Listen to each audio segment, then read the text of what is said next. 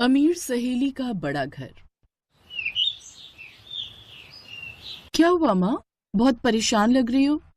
बेटी, आज हमारे घर में अन्न का एक दाना भी नहीं बचा। माँ तुम फिक्र मत करो, आज हमें बहुत बड़े घर से एक इनविटेशन मिला है। हमारे स्कूल में एक लड़की पढ़ती है, उसके पापा के इस शहर में बहुत सारे होटल हैं। उसने आज हम सभी कॉलेज के स्टूडेंट्स को इनवाइट किया है माता पिता के साथ। आपको भी मेरे साथ चलना होगा। ठीक है बेटी। तो जल्दी से तैयार हो जाओ, शाम को ही हमें निकलना है। दोनों फटे पुराने गरीबों वाले कपड़े पहनकर उस अमीर लड़की रागिनी के घर के बाहर पहुंचे। बंगला देखकर उसकी माँ की आंखें खुली की खुली रह गईं। वो बिल्कुल व्हाइट हाउस जैसा लग रहा था। क्या हुआ माँ?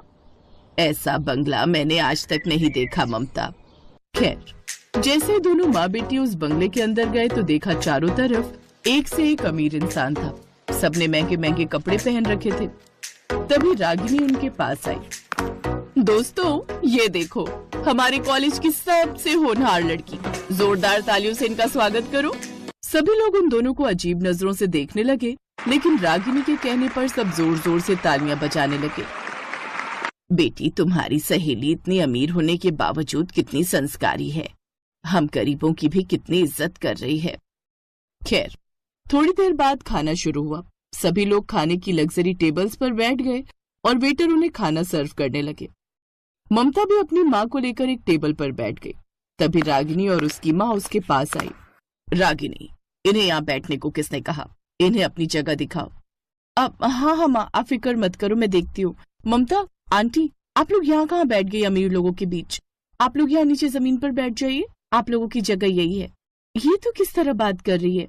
ममता, तुम बहुत मासूम हो। तुम्हें क्या लगा था वो तालियां तुम्हारे सम्मान में मैंने बजवाई थी?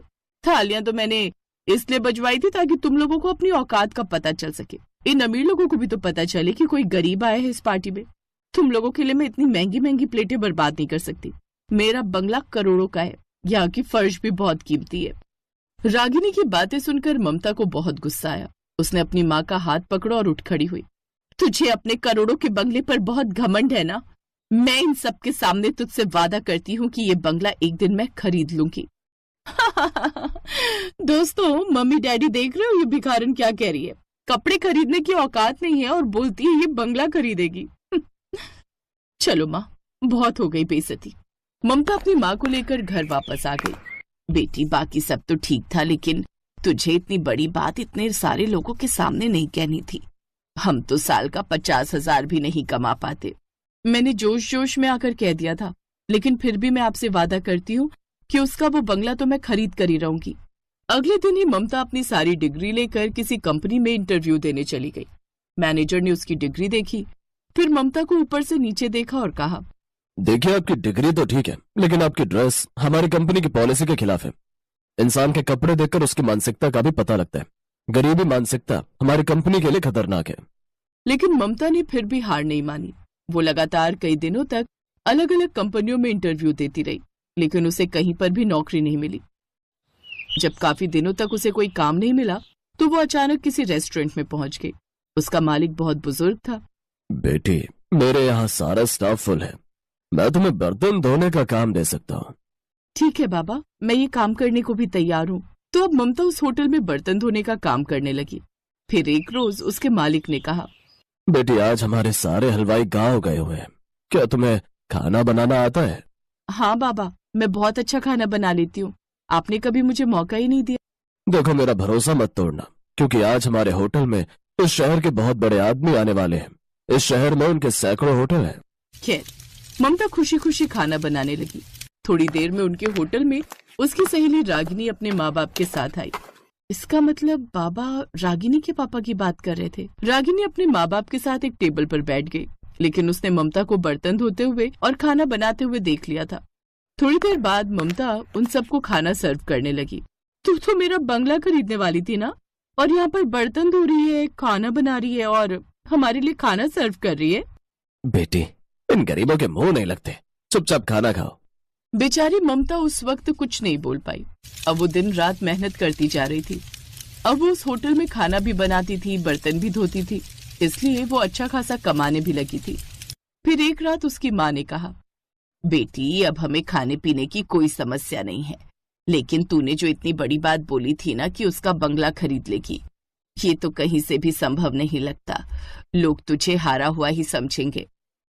माँ, ना वो बंगला कहीं भागा जा रहा है और ना ही मैं। मुझे ऊपर वाले पर पूरा भरोसा है, एक ना एक दिन वो बंगला मैं खरीद कर रहूंगी। तो ऐसे ही दिन बीत रहे थे। फिर एक रोज ममता के होटल में एक बहुत बड़े मंत्री जी आए। बाबा, कल मेरे बंगले पर बहुत बड़ी पार्टी है।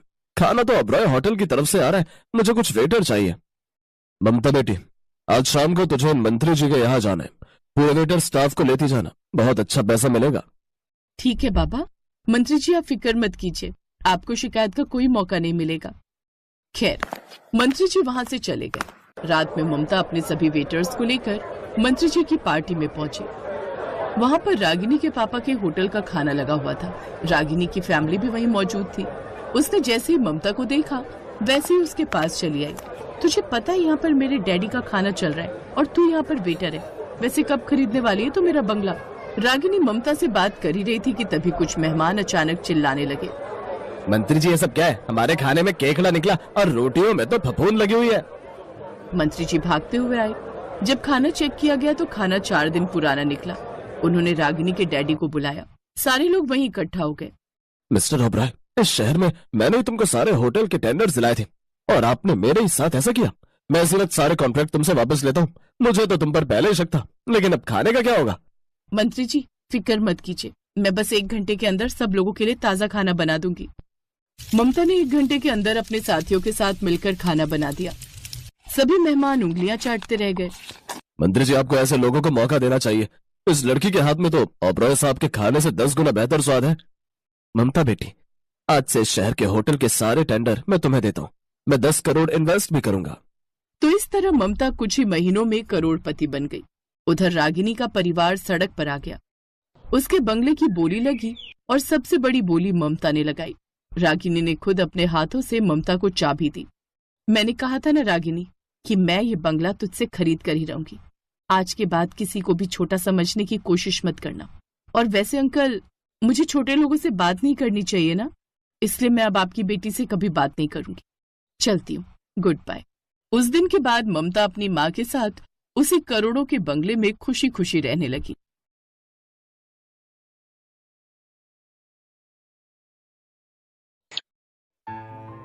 Can I wear these Gen Z clothes to a house party? Yes, sir. I wear them everywhere. Karaoke nights, concerts, dates. Dates? Who do you go out on dates with? A chessboard? Gen Z fits for every occasion, starting at $9.99. Only on Forward by Myntra.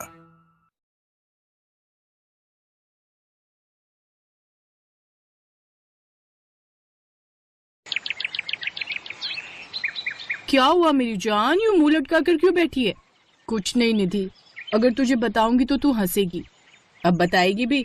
मुझे ना अर्जुन से प्यार हो गया है, लेकिन वो गरीब घर से है। छी, तू क्या है यार, तुझे प्यार करने के लिए वही लड़का मिला था।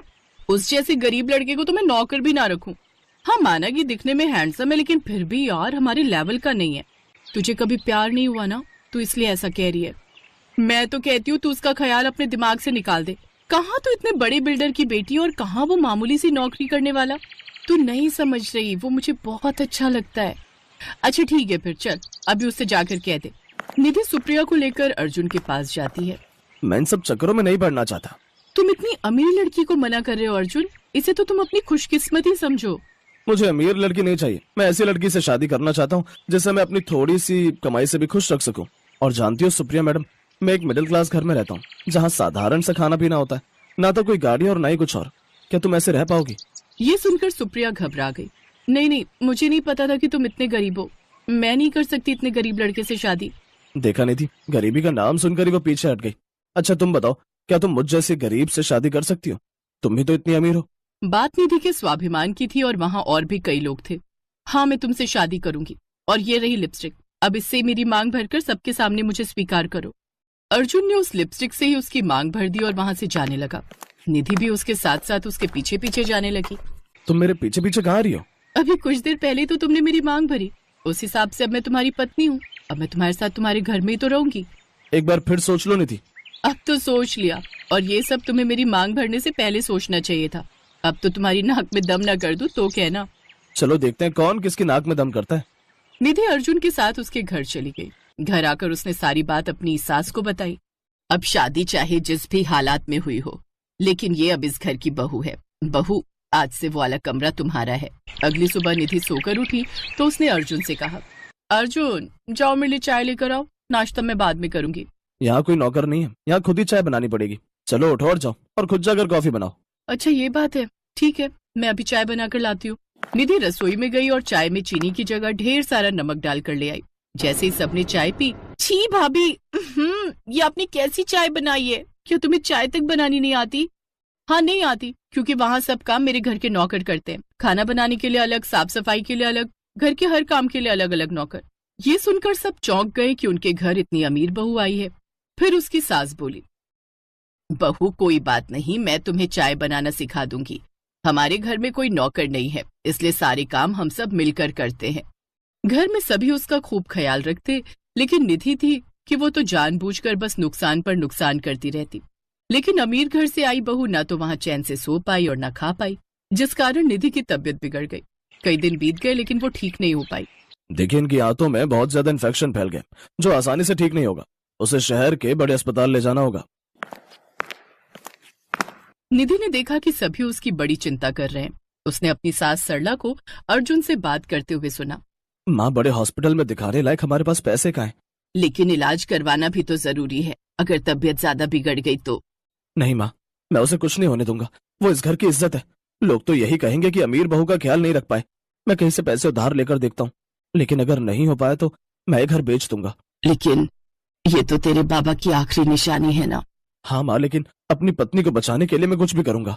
ये सब सुनकर निधि को बड़ा दुख हुआ। वो देख रही थी कि सब उसे कितना प्यार करते हैं। तभी वो अचानक से बेहोश हो गई। उसकी तबीयत ज्यादा बिगड़ने लगती है। अर्जुन जल्दी से उसे अस्पताल ले जाता है। वो अपना घर बेच देता है और उसका इलाज करवाता है। निधि का इलाज होता है और वो कुछ दिन बाद पूरी तरह ठीक हो जाती है। अस्पताल से लौटकर जब वो घर आती है तो देखती है कि उसका ससुराल एक झोपड़ी में बदल चुका है। अर्जुन, हमारा घर? अब हमें यहीं रहना होगा निधि। निधि को समझते देर नहीं लगी कि उसके इलाज की खातिर अर्जुन ने अपना घर बेच दिया है, जो कि उसके पिता की आखिरी निशानी थी। वो सबके साथ उसी झोपड़ी में रहने लगती है। कुछ दिन बाद अर्जुन का जन्मदिन था और निधि उसे कुछ ऐसा देना चाहती थी जिसे देख अर्जुन का चेहरा खिल उठता। कुछ दिन बाद, चलो तो अर्जुन, चलिए माँ जी, ननद जी, आप सभी अपनी आंखें बंद रखिएगा। ओफो, ये क्या बचपना है निधि, अब तो आंखें खोलने दो। अब सब अपनी आंखें खोलो। वो सब अपनी आंखें खोलते हैं तो सामने अर्जुन के जन्मदिन का केक रखा हुआ था और घर को सजाया हुआ था। लेकिन उससे भी ज्यादा हैरान वो सब ये देखकर थे कि वो सब उसी घर में खड़े हैं जो उन्होंने बेच दिया था। ये सब मेरे पतिदेव का जन्मदिन का तोहफा। इसका मतलब मेरी अमीर बहू ने अपना ससुराल खरीद डाला। आप सब मेरे लिए इतना कर सकते हो तो क्या मैं इतना सा नहीं कर सकती? उस रोज मैंने आप दोनों की सारी बातें सुन ली थी, लेकिन मैं कुछ कह पाती उससे पहले ही मैं बेहोश हो गई और जब होश आया तब तक बहुत देर हो चुकी थी। मेरे माँ बाप के मरने के बाद उनकी इकलौती बेटी होने के नाते सब कुछ मेरा ही था। मैं पैसे से तो बहुत अमीर हूँ, लेकिन प्यार में उतनी ही गरीब। मुझे प्यार करने वाला कोई नहीं था। यहाँ आकर मैंने जाना कि प्यार क्या होता है और घर किसे कहते हैं। अर्जुन, तुम्हारे साथ रहते रहते मुझे सचमुच में तुमसे प्यार हो गया। प्यार तो मैं भी तुमसे करने लगा हूँ बहुत निधि, तभी तो अपनी जान से प्यार है। अपने इस घर को, जो कि बाबूजी की आखिरी निशानी थी, उसे बेचने के लिए तैयार हो गया था। अब वो सब एक साथ खुशी खुशी प्यार से रहने लगे।